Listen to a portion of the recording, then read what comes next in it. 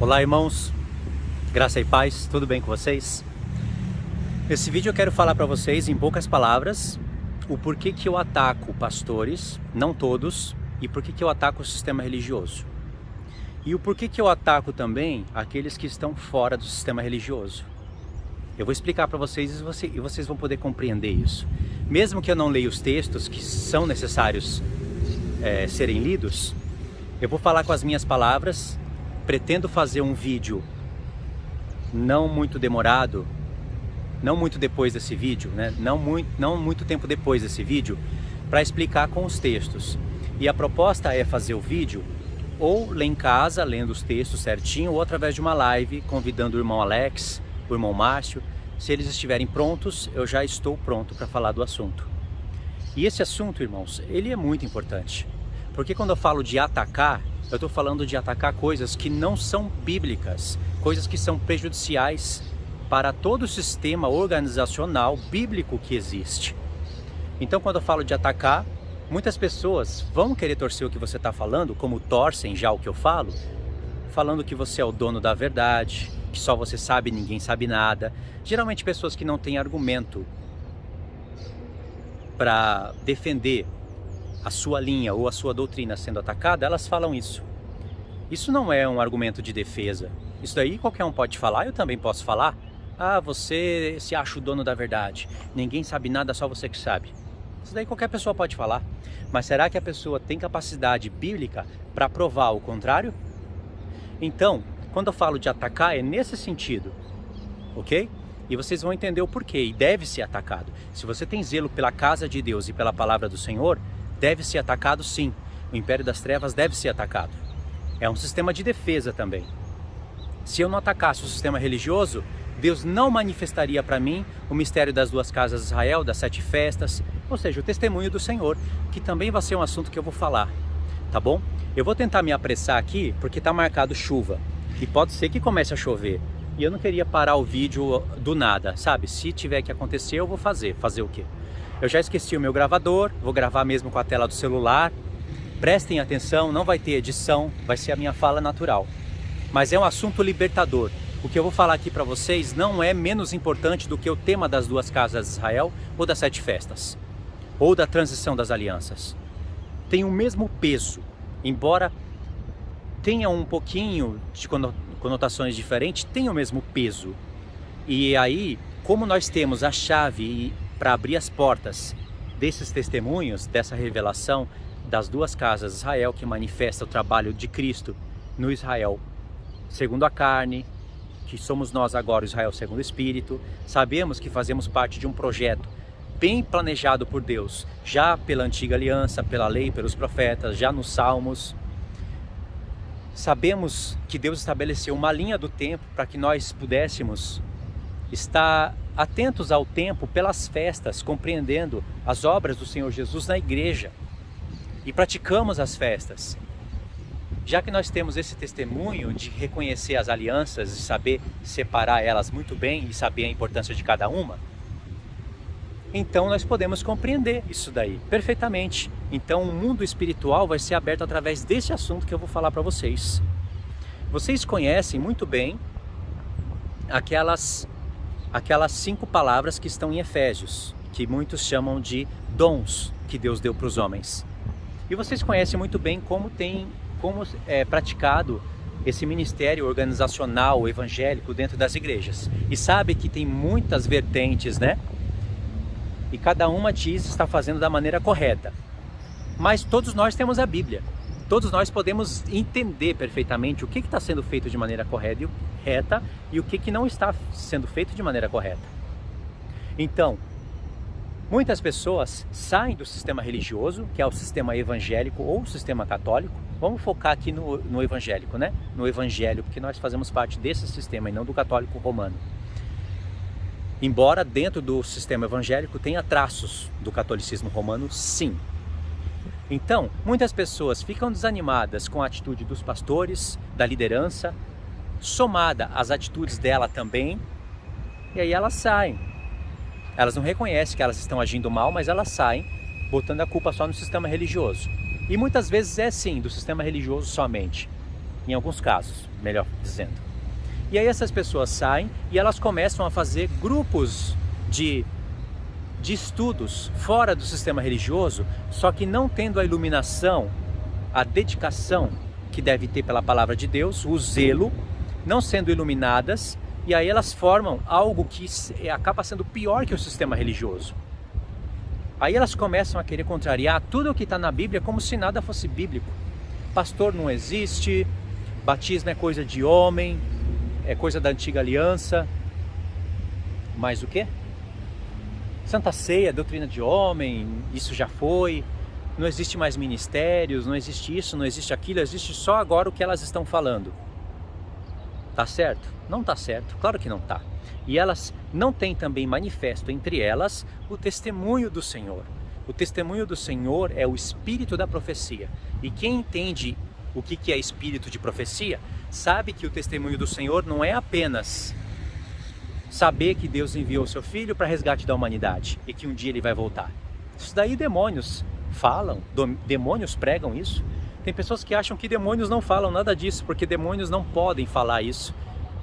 Totalmente errado.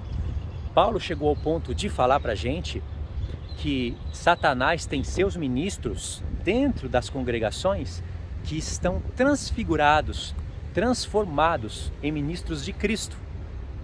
Então, eles devem falar como cristão, devem orar como cristão, devem usar a Bíblia, mas o fim disso vai ser uma corrupção da palavra de Deus. Vai ser um afastamento da verdade. Essa é a sagacidade do diabo que Paulo fala para a gente não ignorar. E as pessoas ignoram. Então, vamos lá. Vamos falar em poucas palavras aqui a questão da liderança. E isso tem tudo a ver com todos os assuntos que eu tenho falado no canal.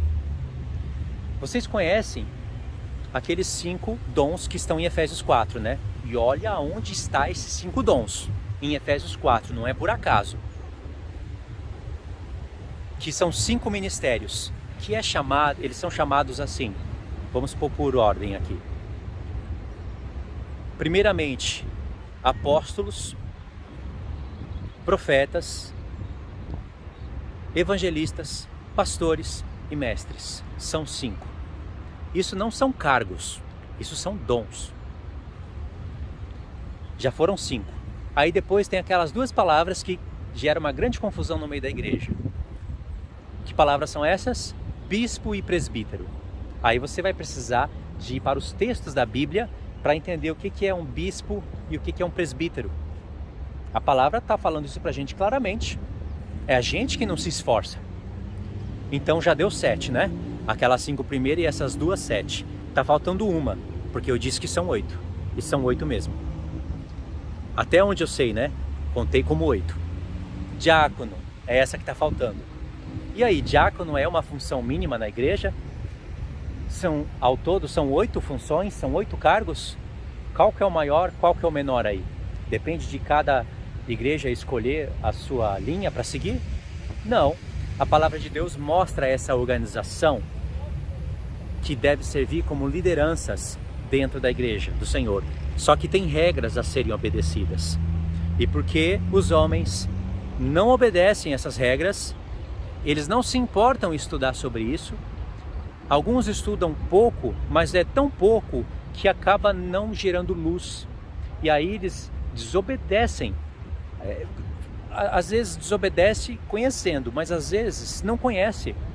E o povo perece por falta de conhecimento. Não é só por falta de desobediência. Não tem nenhum texto assim escrito tão claramente, não que eu me lembre, escrito assim: o meu povo perece por falta de desobediência. Mas nós temos exemplos na Bíblia que muitos morrem porque não obedecem a Deus, não é?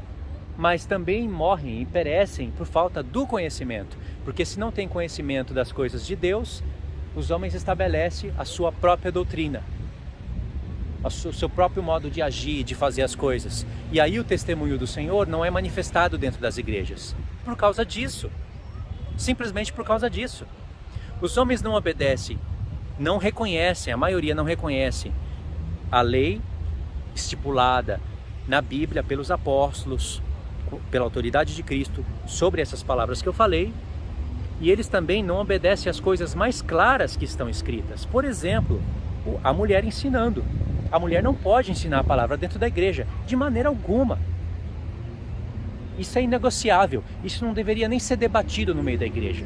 É uma coisa muito clara, mas eu vejo tanto homens como mulheres torcendo os textos bíblicos. Alguns porque são frouxos e abrem o caminho para o feminismo dentro da igreja. Não é o assunto do vídeo aqui agora, tem que ser abordado à parte, mas está completamente relacionado com esse tema. Porque se tem mulheres hoje com o feminismo dentro da igreja e se escondendo atrás da palavra machismo, é porque os homens permitiram isso. Porque a responsabilidade está com os homens e não com as mulheres. As mulheres têm um trabalho lindo de evangelismo, devem falar da palavra de Deus, elas têm trabalhos bíblicos para serem feitos, mas não conforme agora, o que nós vemos agora, e nem nada semelhante. E por causa disso também, o testemunho do Senhor, que é o espírito da profecia, com toda aquela bagagem profética que está em Apocalipse, eles não são manifestados no meio da igreja. Por que que o calvinismo, o adventismo,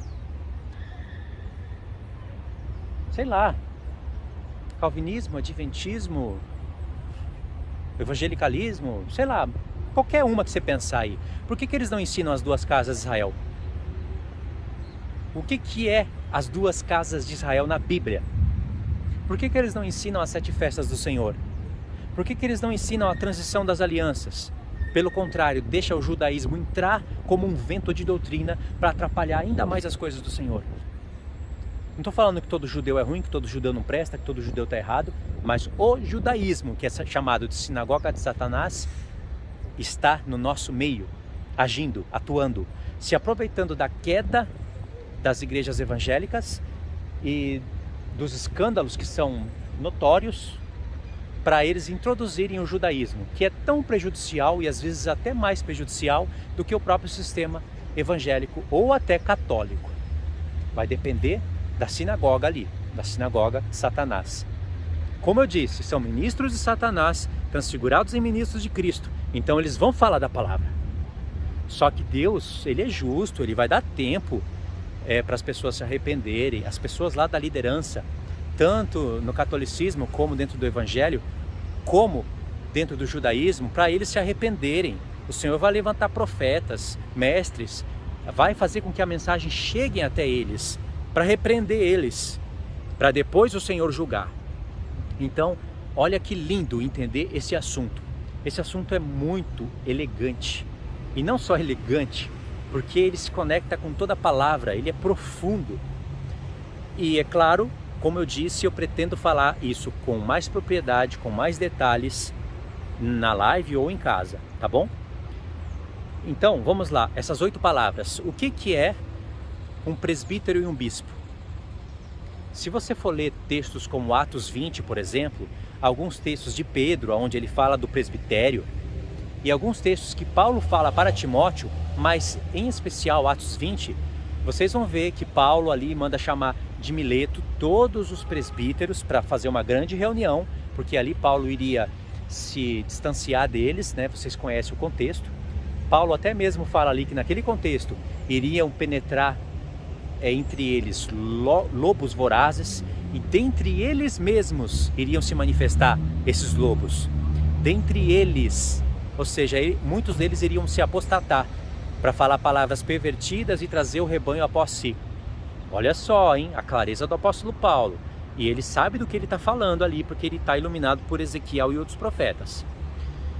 Então ele manda chamar todos os presbíteros, e aí você vai ver que no decorrer do seu discurso, ele trata os presbíteros como bispos.